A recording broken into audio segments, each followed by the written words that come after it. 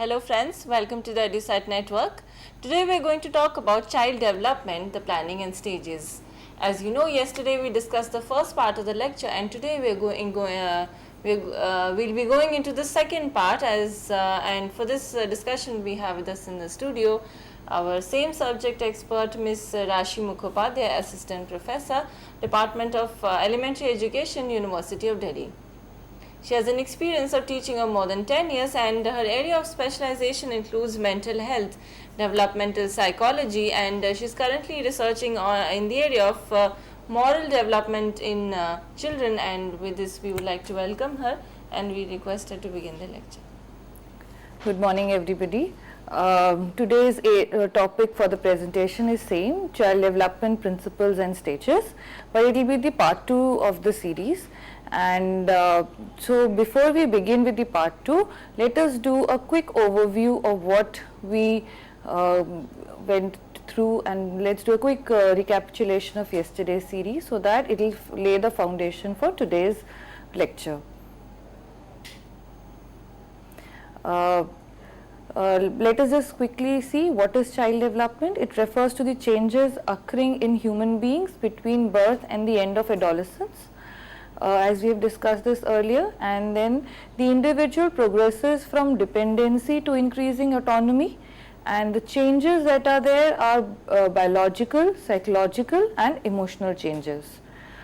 We also discussed historical views of childhood, where we saw that the period of childhood was not considered a markedly different from adulthood. It was said to be the adulthood was said to be continuation of childhood. Children were considered as miniature adults, and they were not seen as a distinct period in the developmental pathway. There were various philosophical views that portrayed child as tabula rasa view given by Locke, and the innate goodness view that was given by Rousseau. Today childhood is viewed as unique period of life that lays important foundation and prepare children for adult life. Also, this period is now markedly different from the other periods of life. We also talked about the early scientific beginnings, and we talked about how these beginnings evolved during the early part of the 20th century with the initial step of the baby biographies. Then also we talked about the work of G. Stanley Hall, regarded as founder of child study movement. Then we also talked about the theorist, the Baldwin theorist, and we also talked about the mental testing view of Sigmund Freud and Theodore Simon, who was the basically pioneers of the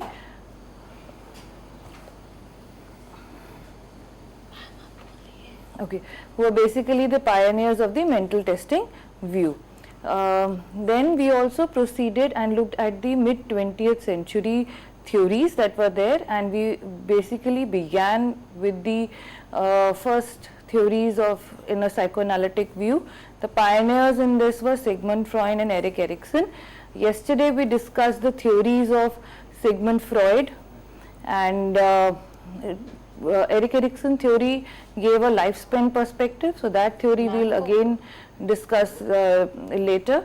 The second perspective we had was of ethological theory, that was Konrad Lorenz.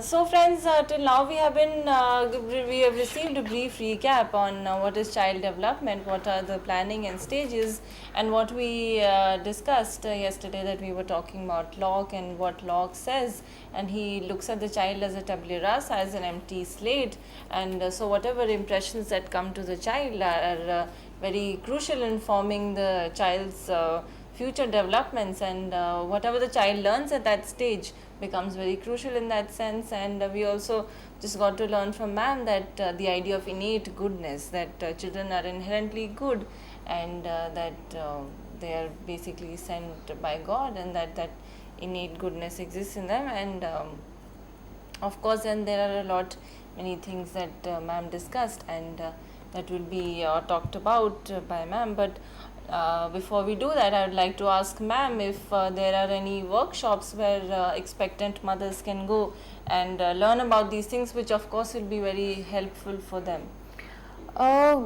See, I'm always of a view that understanding childhood as a period is not only for a mother, it is, I think, for every individual.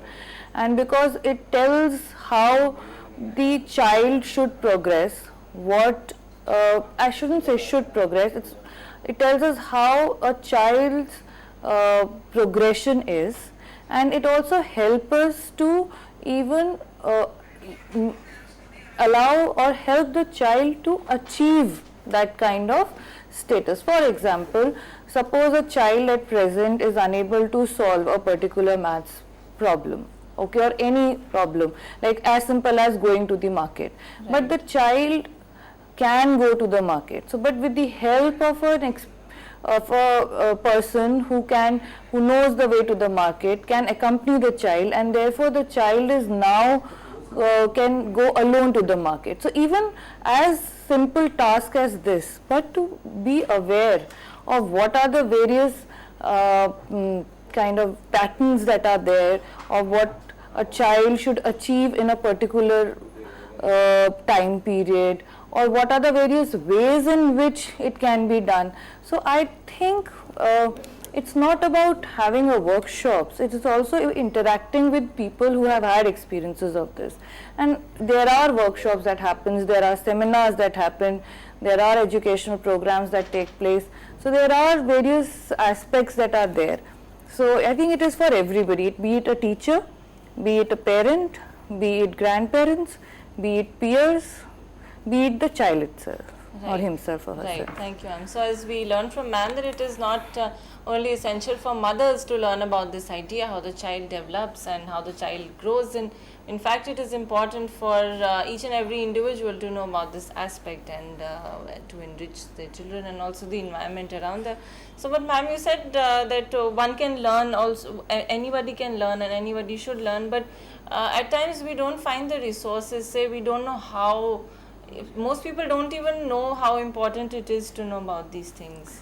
See, there are various notions about it, okay, like yesterday also I mentioned that sometimes there are cultural sayings that we unknowingly follow, and then we realize, oh, this was good. Like to give an example, that as soon as the child is born, we all say that, okay, you should talk to the child, you should be present around the child, you should hold the mother or any the caregiver, or even the father. Now the role of father is also very important. Right. So all of them should hold the child. Now it is being said, but if I look it from Bowlby's perspective, theory, or if I look it from language development aspects, then you will realize that, oh, because they are saying to holding the baby, so that we form an attachment, a secure attachment, where the child then feels secure and can explore the environment, or it will also lead to the language development of child.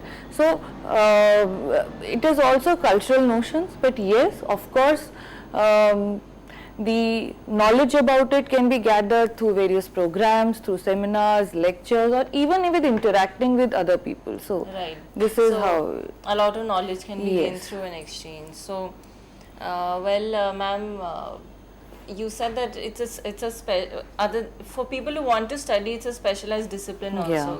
Is it called elementary education? Basically you also have a course on child development. Right. Now it is called Human Development and Childhood Studies, right, which is being offered as a undergraduate, postgraduate course in various universities. So that is there. Also it is part of psychology.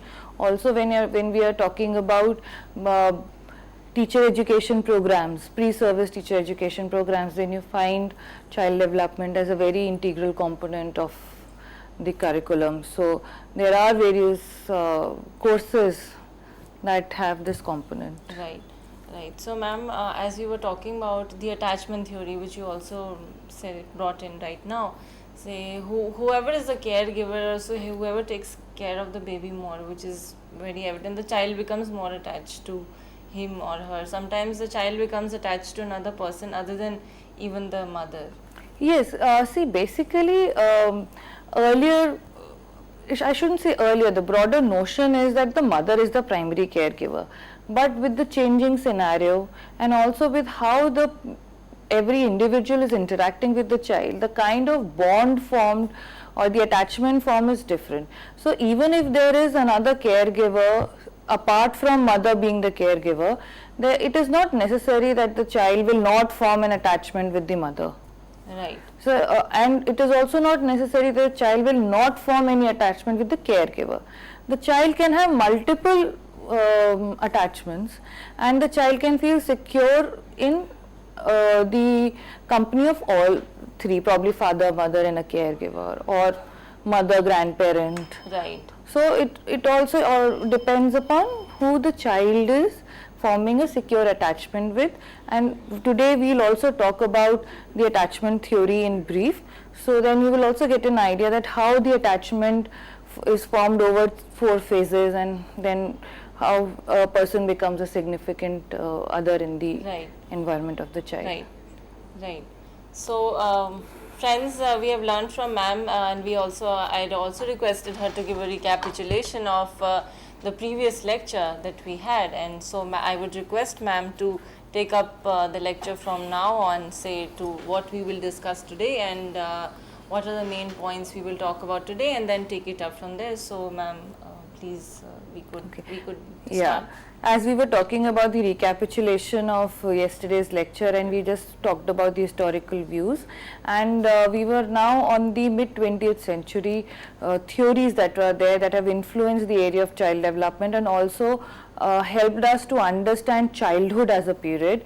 The first perspective is the psychoanalytic perspective that was given by Sigmund Freud and Erik Erikson. We discussed Freud's theory, psychosexual theory yesterday, and we'll discuss Erikson's theory of social perspective tomorrow, when it is going to be a lifespan perspective. Then we had the behaviorism and the social learning theory. The pioneers in these were Pavlov, Skinner and Bandura. Then after that we have the Piaget's cognitive development theory.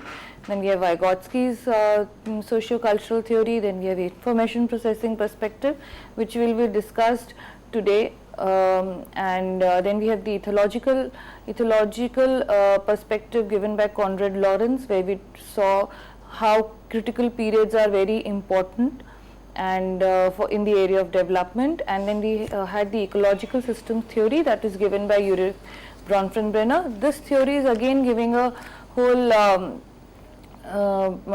perspective right from for the child in context of the various social systems that are around the child. This perspective we'll also do later, so that we get a holistic perspective. So for we also yesterday talked about various developmental issues. The 4 developmental issues that we talked about yesterday were nature and nurture, continuity versus discontinuity. Then we had the early and the later experience, and then we have evaluating the developmental issues. These were the 4 developmental issues that we discussed yesterday.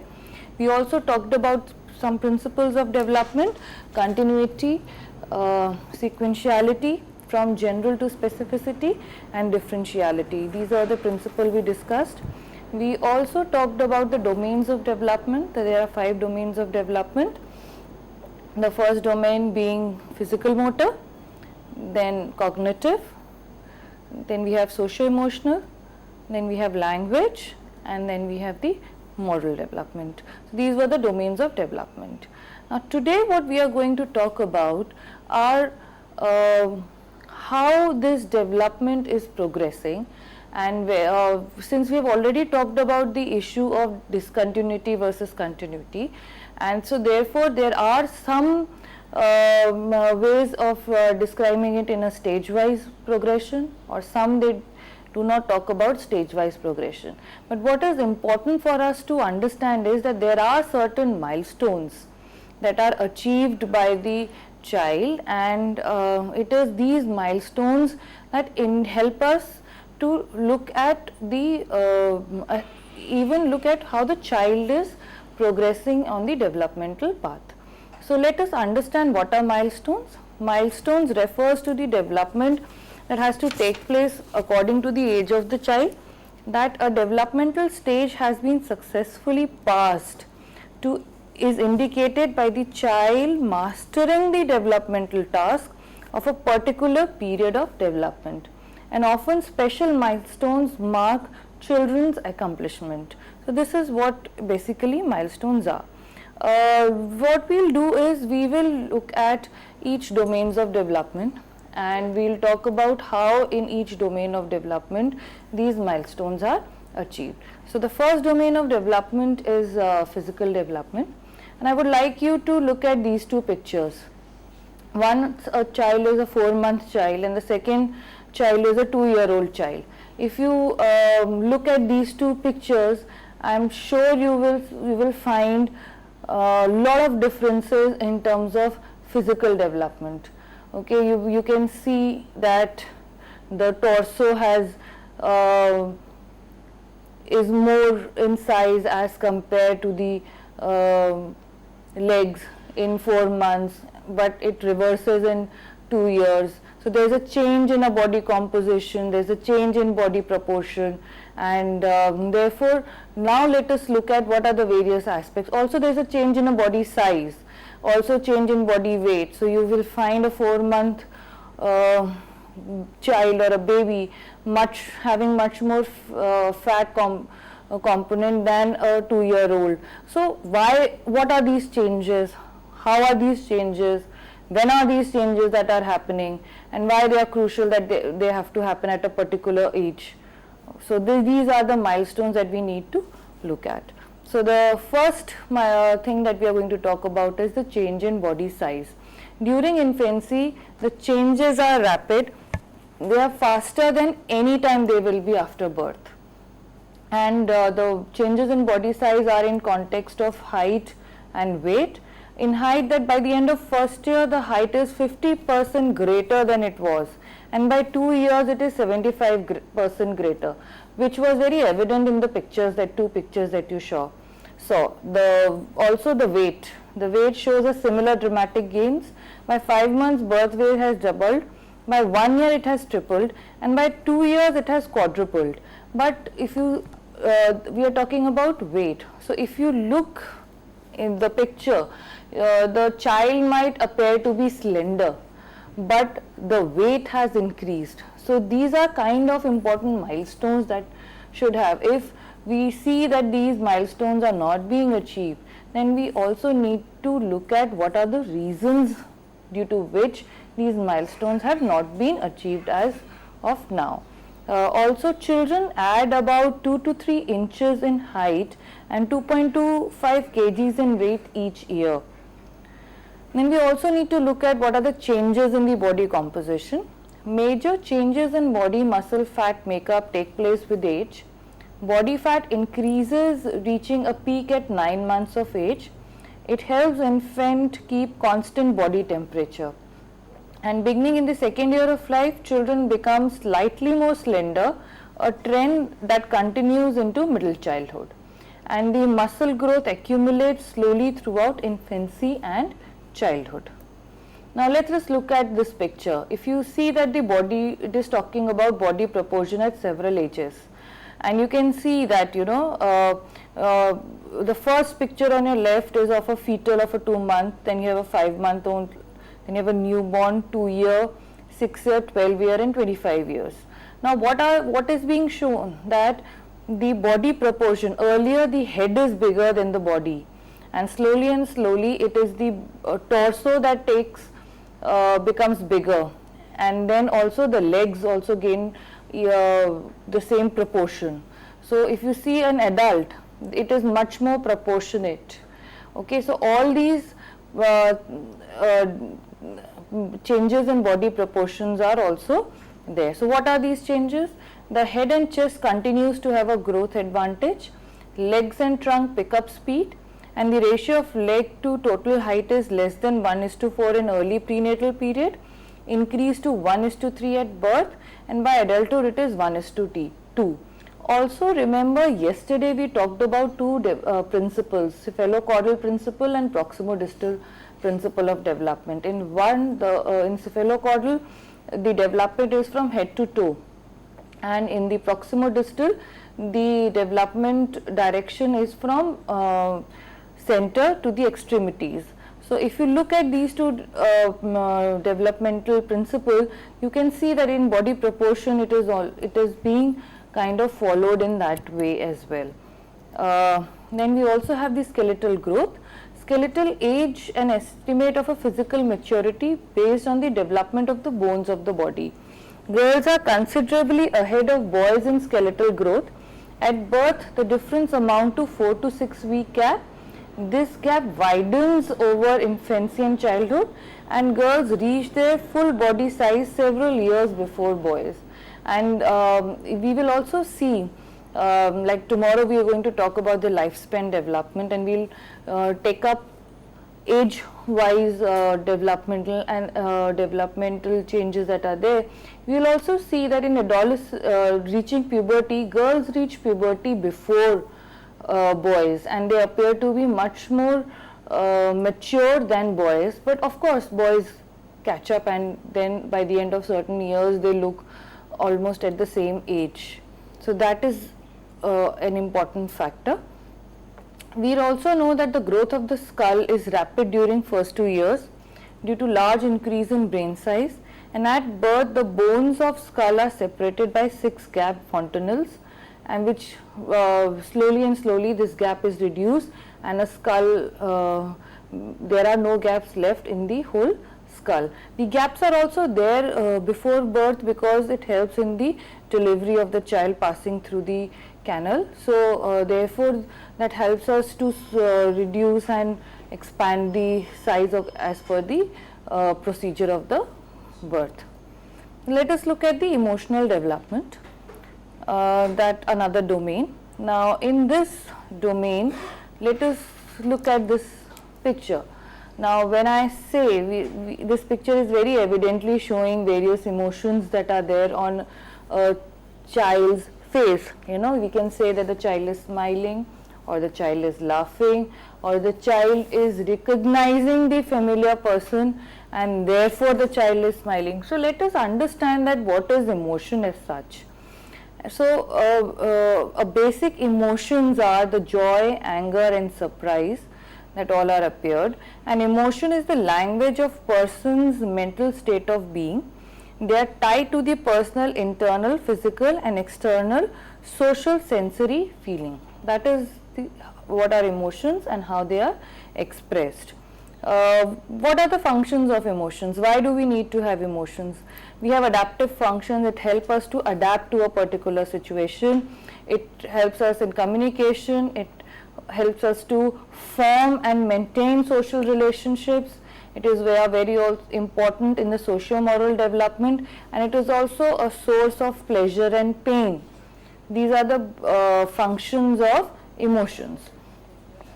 Now, as we were talking before, the procedure of attachment, and yesterday also we talked about that there is a procedure, there is a stage theory of how attachment happens. Let us look at the Bowlby's 4 stages of attachment. The first phase of attachment is called as the pre-attachment phase.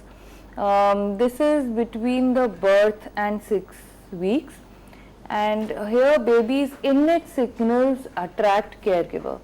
So what do we mean by this? That when a child is born, the child gives certain signals that help the caregiver to get attracted to a child. Now attraction here means come close to the child, basically fulfilling the basic needs of the child, and in this process the kind of there are signals that are sent, and the pre-attachment phase is happening. So it's basically before attachment is taking place. For example, a child is hungry, the child might cry, or if the child is playing, so the kind of expressions that the child is having, or just the smile of the child will help the caregiver to interact with the child more, and therefore this will be the pre-attachment phase. The second phase is the attachment in making phase, which is from 6 weeks to 6 to 8 months. It develops a sense of trust that caregiver will respond when signaled, and babies don't protest when separated from parents. Okay, so now this is very important, because here when you are developing that kind of trust, then the child knows that whenever I will have a particular need, my caregiver will kind of fulfill that need. So that sense of trust kind of start beginning, and also the children, they do not show much of protest when they are being separated from the caregiver. The third stage is the stage of clear-cut attachment, which is from 6 to 8 months to 18 to 24 months. Here babies display separation anxiety, and babies protest when parents leave. Now this is very important. Now suppose if a child has formed a bond with the caregiver, and the caregiver leaves, then the child shows that, okay, now since I am separated from my trusted caregiver, I might not be, I cannot feel secure. So therefore this separation anxiety is very evident, and this separation anxiety shows that the child has a clear-cut attachment formed with the caregiver. And the fourth stage is the formation of reciprocal relationship, which is between 18 months to 2 years. Here toddlers increase their understanding of symbols and language improves, and also toddlers understand that the parents will return. Now this is very important, where in the clear-cut attachment phase, you see that there is a separation anxiety that is there. Now this separation anxiety is not there, because the child understands that even if the parent has left, the parent will return to me, and therefore the attachment is not only when I am seeing the parent, it is also beyond that, and thus there is a reciprocal relationship that has come into place. So let us look at what are the milestones in emotional development. Between birth to 6 months, there are signs of almost all basic emotions are present, each of which becomes more recognizable with age, and there is a social smile that emerges. What do we mean by social smiles? It's a smile of recognition of a familiar face. So whenever a child sees a familiar face, then the child smiles. So that is the first social smile that appears. Also laughter appears. And then there is expression of happiness are greater when interacting with familiar people. These are the basic emotional expressiveness that happens between birth to 6 months. Between 7 to 12 months, you have anger and fear increases. Then there is use of caregiver as a secure base. Then emotional self-regulation improves as crawling, walking permit approach and retreat stimulation. Now if you look at this, and if you go back to the discussion that we had yesterday, that domains of development are interrelated and they are interdependent. So you can see a clear-cut here signal that because the child is physically developed to walk and crawl, okay, therefore the child is also expressing various emotions. I mean it's also both ways. So it is once the child is developing physically and also getting opportunity to express and explore emotions as well. So this is what I meant when we talked about interdependent and nature of domains of development. And if you look at this picture, you will see that how the interaction with the child helps, and how the whole holding of a child or talking to the child helps the child to form a secure base of or a procedure of secure attachment with the caregiver, and specifically I have chosen father here because we many times talk about mother being the primary caregiver, but it is the attachment can be formed with the any significant other that is there, or any person who is interacting with the child and who is giving the child a sense of security. So let us look at the what are the various emotional expressiveness that is between 1 to 2 years and 3 to 6 years. Between 1 to 2 years, there is self-conscious emotions appear but depend on the presence of others. And between 3 to 6 years, as representation and language improve, so you can see another domain of development affecting it, language improves, there is active behavioral and cognitive strategies again for engaging in emotional self-regulation develops. So with this we conclude with the emotional development. Let us look at what is the language development and how language develops over a period of time. Again, the milestones in the domain of language development is first motherese. It is a form of language that is adopted by adults when speaking to infants and toddlers, that is made up of short sentences with high-pitched, exaggerated intonations, clear pronunciation and distinct pauses. We often see adults talking in a different way to children as compared to they would have talked with their own peers and their own friends and also their own parents. So that kind of a talk is a motherese.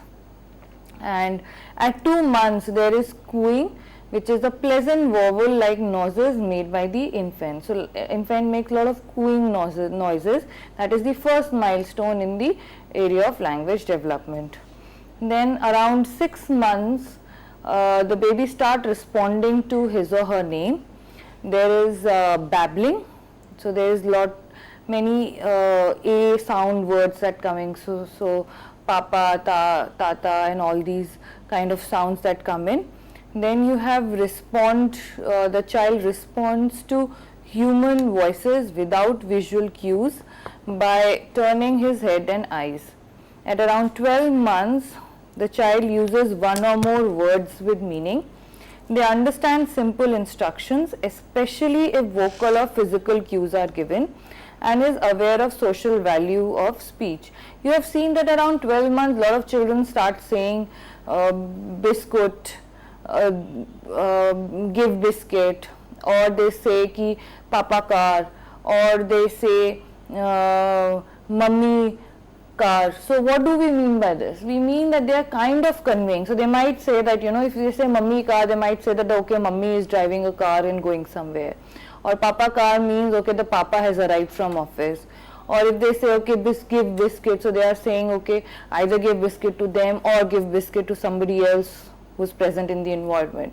So these kind of one or two more phrases become very significant in the area of language development, and where the child start conveying through words what the child wants to convey. Then at around 18 months, the child has a vocabulary of approximately 5 to 20 words. Some echolalia is there. Now what do we mean by echolalia? Echolalia is repeating a word or a phrase over and over. And usually at 18 months you have seen people talking about, the child speak too much and he just repeats and she just repeats whatever is being said, and this is because that is an important milestone. That is what echolalia is all about. And then you have also the children are able to follow simple commands. Around 24 months, a child can name a number of objects that is common to his surroundings.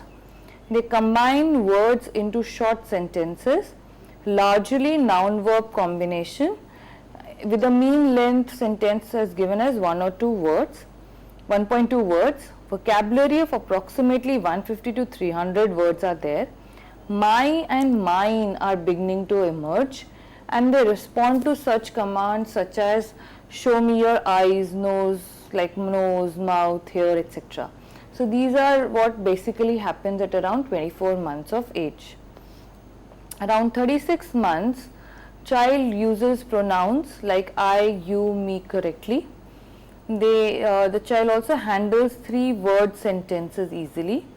The child has in the neighborhood of around 900 to 1000 words, which you can see how drastically the number of words have improved, have been gained. Then you have the child understands most simple questions dealing with the environment and activities.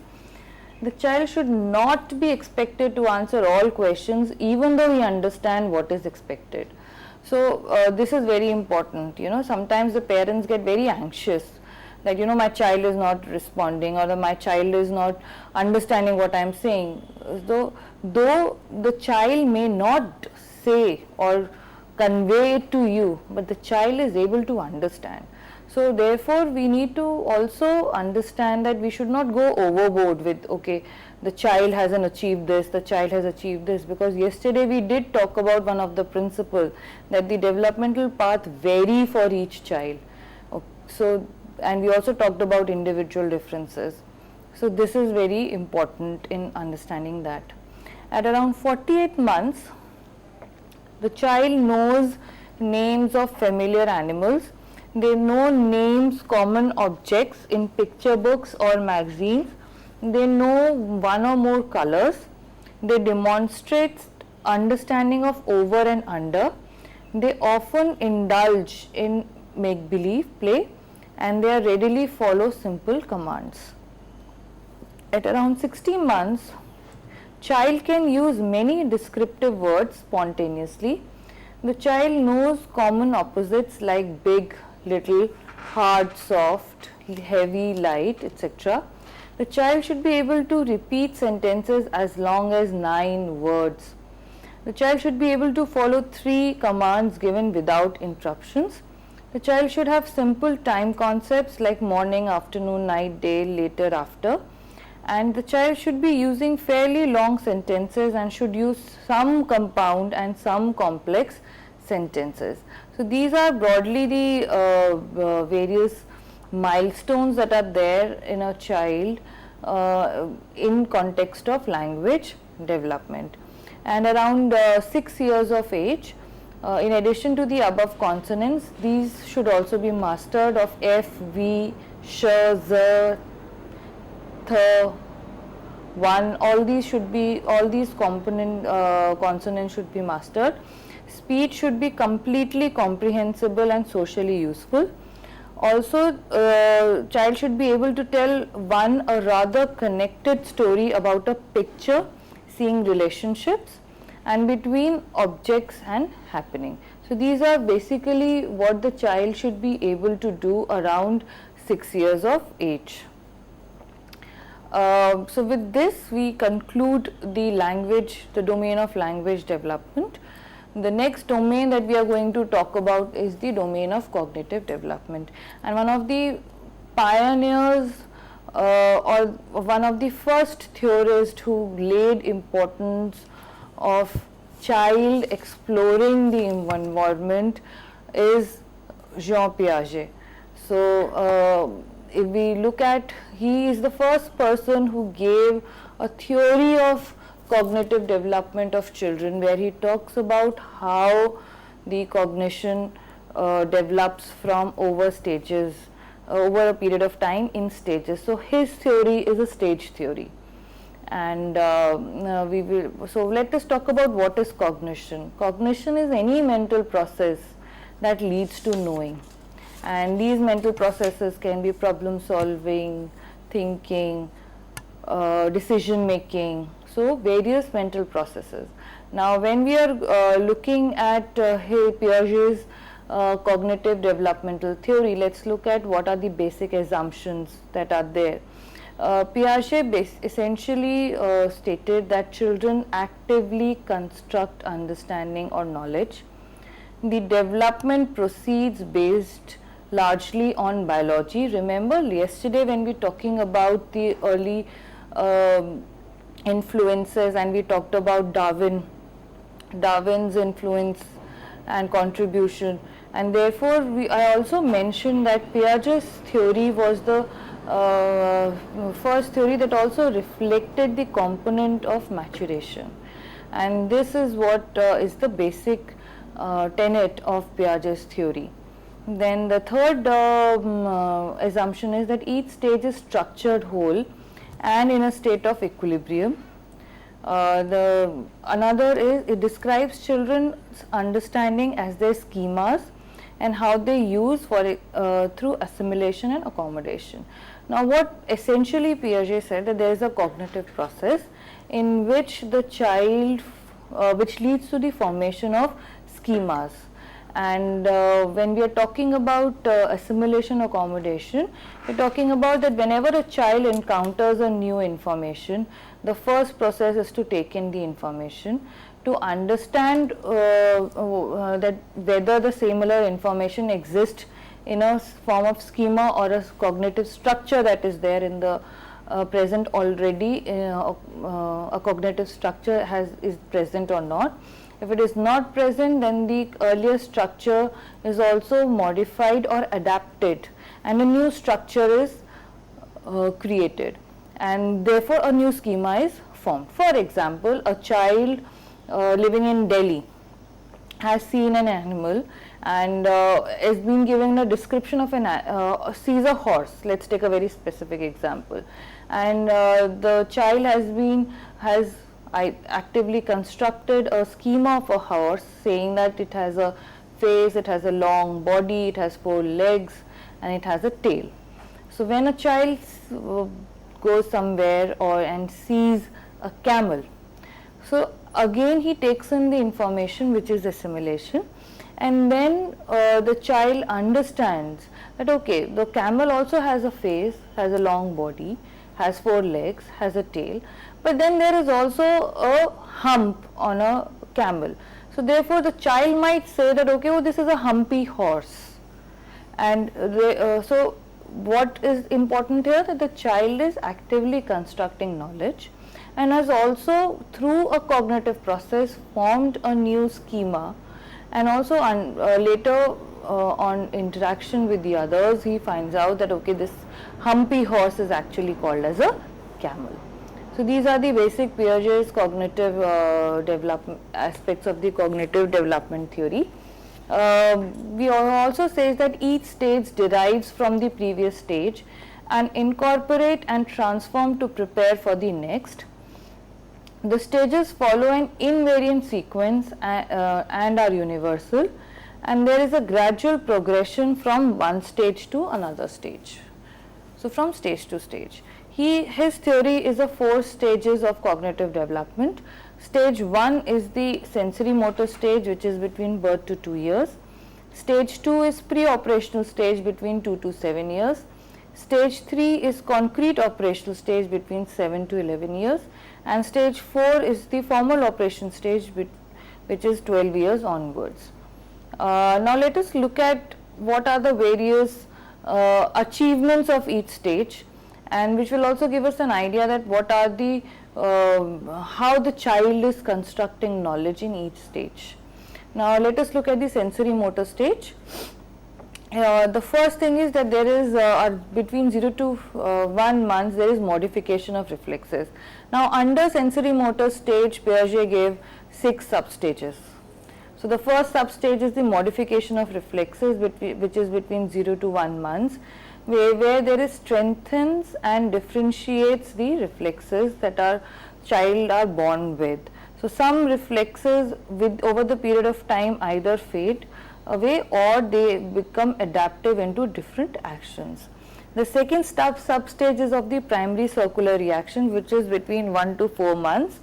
It is circular pattern of having a stimulus and responding, and the focus is on the child's own body. Now why do we call it a circular reaction? Because it is happening over and over again. So basically if we see a circle, it is it's a whole round, so it's a whole process. So the child is finishing the act, then again doing it, then again doing it. So it's a circular process that the child is involved, and it is primary in nature because it is the first step of discovering, and also the focus is the child's own body. The third substage is secondary circular reaction, which is between 4 to 8 months. The focus is on outside world. The fourth substage is the coordination of secondary schemas, which is between 8 to 12 months, which is goal oriented behavior, and they apply ability to other things as well. So now the first time the goal oriented behavior, the circular reactions become a goal oriented behavior.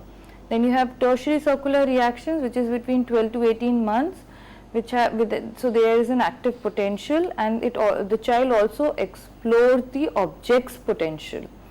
And third is invention of new means through mental combination, which is between 18 to 24 months. The child moves from overt to covert thoughts, and the child can use mental representations instead of physical. So this is the first time that talks about internalization. Then you have the pre-operational stage. In this stage is more described as what the child cannot do as compared to what the child can do. Okay, so here the intelligence is demonstrated through the use of symbols. There is use of language also matures. Thinking is done non-logically and non-reversible manner, and egocentric thinking predominates. And one of the major focus is that the thinking is non-reversible. And when we talk about egocentrism basically is that a child is unable to see other person's view, and whatever the child's view is the child thinks that this is what is also everybody's views. So if I can see something, then everybody can see something, or if I cannot see anything, then everybody cannot also see the same thing. So this is an egocentric behavior that is very predominant in the pre-operational stage. And all other aspects are there, that the child has also animism, that the child gives living property to non-living, living like features or properties to non-living things. So while playing, if you have seen that children might say that okay, cup can become probably a drum, or not a drum, a cup can become, a cup which is in a shape of something can become a tree or a fruit, or a particular doll can become a father. So these are the various ways that predominance in pre-operational. Now if we look at the next third stage, concrete operational stage, here it is also says that what the child was unable to do in a pre-operational stage, the child achieve all of this. So when we are talking about the child was not able to what the child was doing non-logically and non-reversible manner, in concrete operational stage there is a reversibility in thought. There is a logical thinking progression that is there in concrete operational stage. So let us look at what is concrete operational stage. Operations are internalized action and a part of organized structure.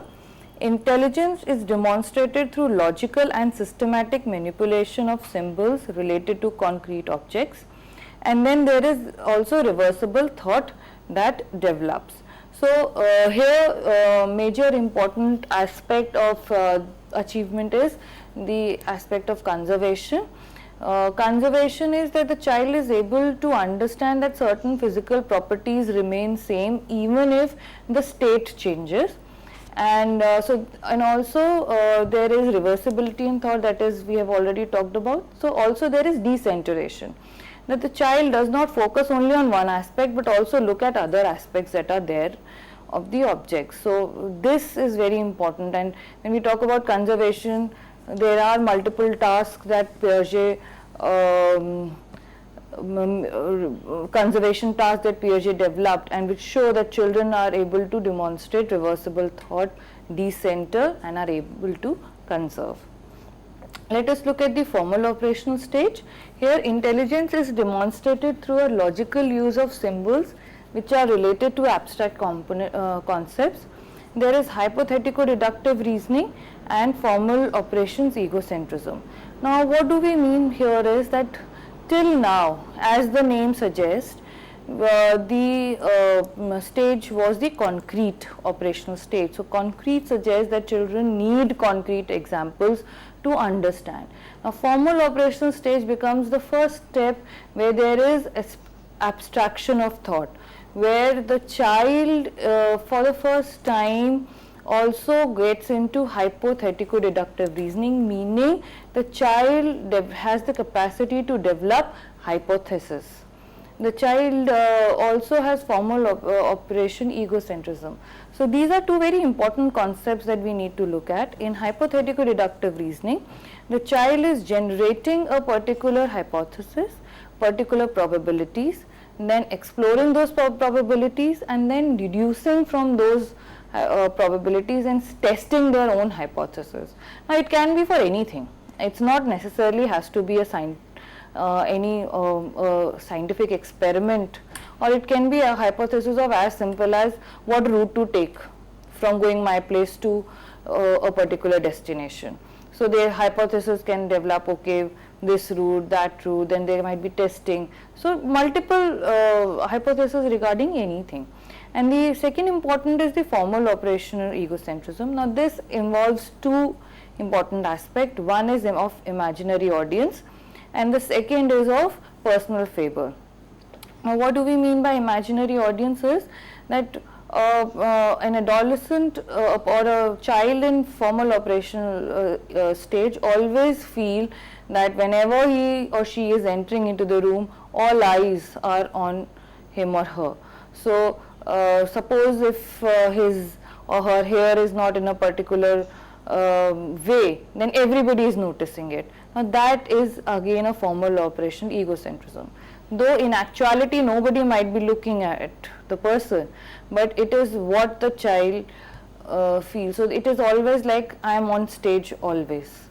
So, these are the various characteristics of a formal operational stage: abstract thinking, and then there is also interpropositional thought that also helps the child to think abstractly and go beyond and not only look at concrete examples, but they can do a lot of operations and mental operations on it.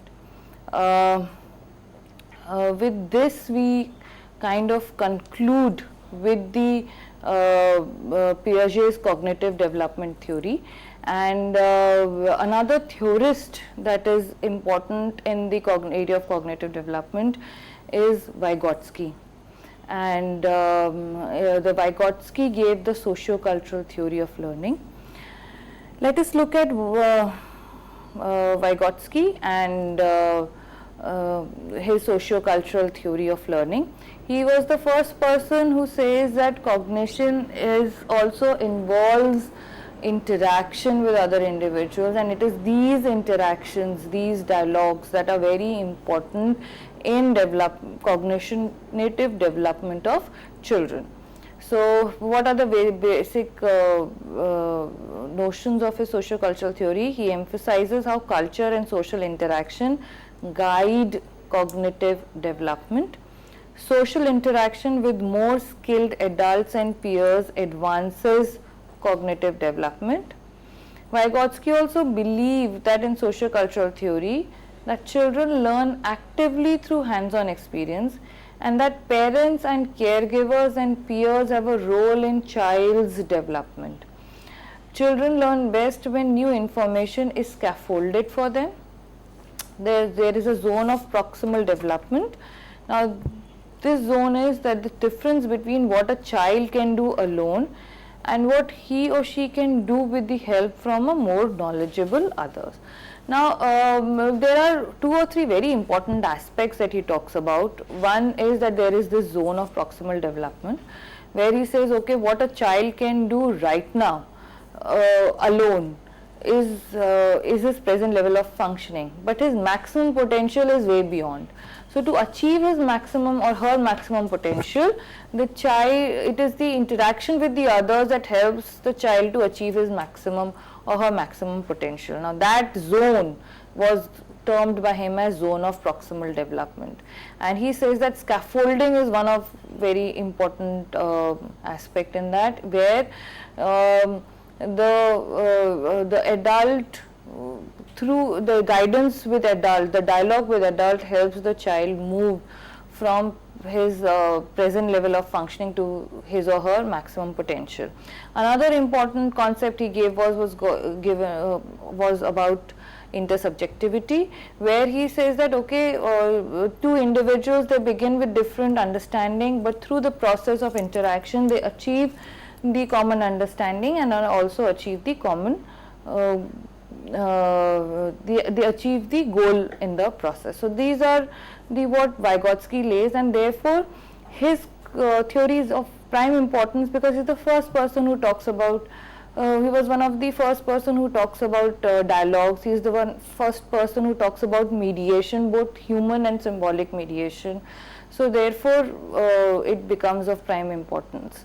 Now the another theory that is there of information processing theory, that theory we'll take up tomorrow when we are talking about lifespan perspective, and there is another few theories that we'll take up tomorrow. With this I conclude with my second part of child development and stages. I hope you would have got an overview of why we didn't cover all theory at one go, because I wanted to amalgamate certain theories, certain stage theories from when we are talking about various domains of development. So this is how it is. Thank you, ma'am. Thank you for the very in-depth presentation, as we got to know a lot many facets and a lot many perspectives on each different situation.